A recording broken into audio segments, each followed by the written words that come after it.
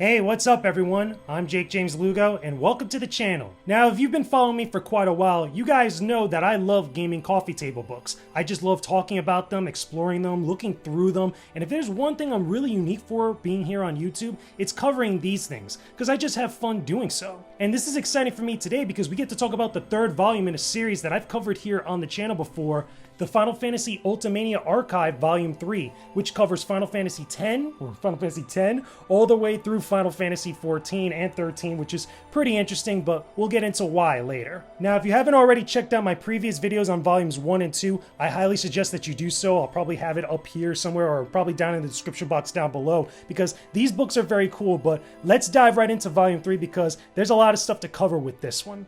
Now, like I've mentioned in my previous videos about the first two volumes, you're going to get spoiled heavy in these books. If you haven't already played through the Final Fantasy games at this point, these books really aren't for you, but even if you've never played through those games and haven't really already gone through the stories of them, you'll still appreciate a lot of the artwork that's featured in these books. There's a lot of great designs, character concepts, early concept art for most of these games, and seeing it all compiled together in one spot is pretty awesome. One of the things I find really cool are the charts that mark off the different relationships between characters in each one of the games that are featured in the book.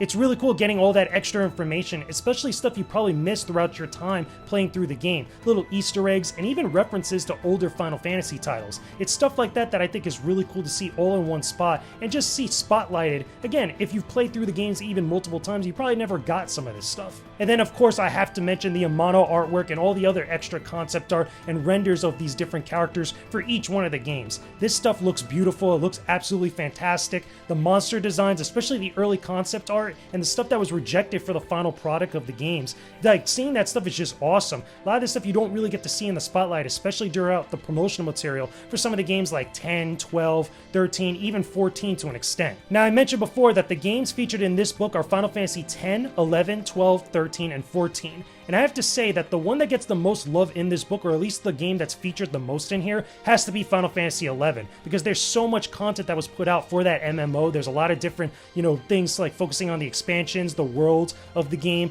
all the characters and the different classes and races that are featured in there. There's a lot of pages devoted to that game. Granted, all the other games in here from Final Fantasy X, 12, and 13, they still get a ton of pages devoted to them. But really, 11 is the one that has the most love in here because there's just so much stuff to cover with it. And trust me, it looks absolutely beautiful in here. The only real detriment to this volume of the series is that Final Fantasy XIV, or Realm Reborn Final Fantasy XIV, isn't featured as much as the other games. Possibly because by the time this book was completed and translated, there wasn't a lot of expansions out for that game and it probably was just rebooted. I mean, we don't even get stuff for Shadowbringers or any of the other expansions in here. And what's also a big shame, of course, I do have to mention, Final Fantasy XV is nowhere to be found in this book. Again, that's probably another product of this book being completed before that game was done. By that time, I believe Final Fantasy XV was still known as Versus 13 and it was still being translated, or at least, different stuff was going on where the game wasn't fully completed yet or it wasn't out. But it would have been cool to have that game in here, but still, with Volume 3, you're getting a ton of content already from all these games. There's already a lot of art you're going to appreciate, there's a lot of story plot points that are detailed, there's a lot of great stuff and designs that, again, if you care about Final Fantasy artwork or Amano artwork,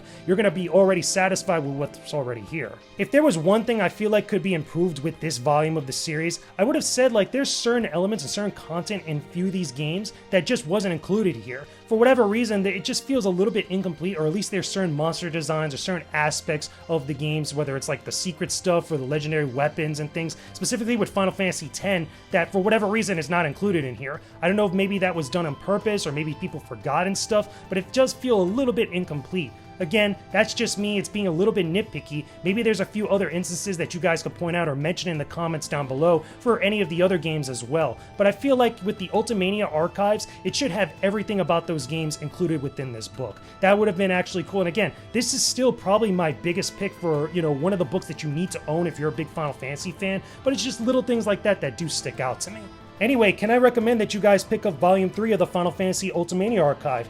Yeah, if you're into collecting gaming coffee table books like I am, or if you're just a big Final Fantasy fan, yeah, this is a must-own. There's a lot of great stuff in here, especially if you're a fan of any of these games.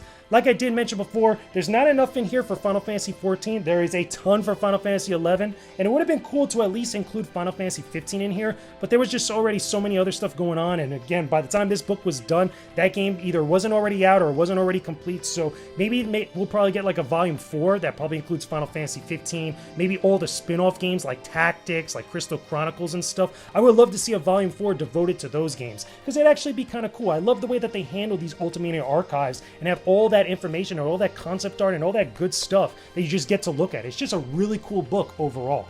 Anyway, guys, that's going to do it for my look at the Final Fantasy Ultimania Archives Volume 3. I've now done the whole set here on this YouTube channel, at least until they decide to make a Volume 4. That would be kind of cool. But yeah, like I mentioned before, I just love looking at gaming coffee table books. It's a very novelty type of thing. Not the most important thing in the games industry, but it's kind of cool and unique and different. It's just something I enjoy covering. But if you guys know of any other good gaming coffee table books or art books that are out there that you guys want me to look at, let me know in the comments section down below. Also, don't forget to tell me some of your favorite gaming coffee table books, some series out there. It doesn't necessarily have to be RPG or otherwise, but whatever gaming series you feel like should get something like this, or if it already has one, which ones are the really good ones? Put all that stuff down below in the comments section. Thanks for watching this video, everyone. Go ahead and click the boxes on the side to see more videos and subscribe to my YouTube channel. Don't forget to go visit my Patreon page for exclusive gaming content that I know you'll really love. Hope you have a chill day. Peace out and stay epic, everybody.